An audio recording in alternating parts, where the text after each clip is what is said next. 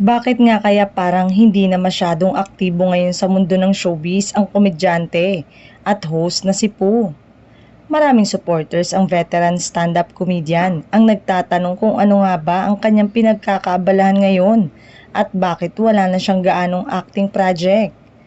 Sinagot naman niya ni Poo kung mag-guest siya sa online show ng GMA7 na Your Honor hosted by Tuesday Vargas at Buboy Villar.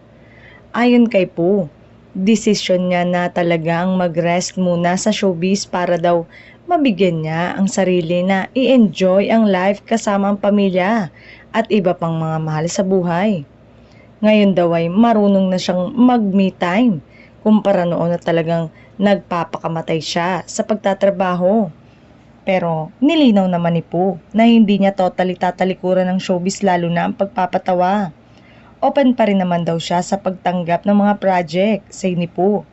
Talagang may mga kinukonsider na siya ngayon kapag tumatanggap ng work at mga racket na nagsimula noong pandemic. Marami raw siyang narealize sa buhay lalo na ang pagbibigay halaga sa kalusugan. Binabalanse ko na lang yung life, kumbaga as you go old din naman. Hinahanap mo na rin yung pahinga.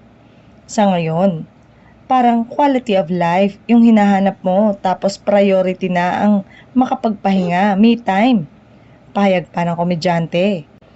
In fairness, sa ilang taon niyang pagtatrabaho at makapag-ipon na rin naman siya at nakapagpundar ng ilang properties. Taong 1998 nang magsimulang magtrabaho sa comedy bar si Poo at 2003 nang pasukin na niya ang pag-aartista.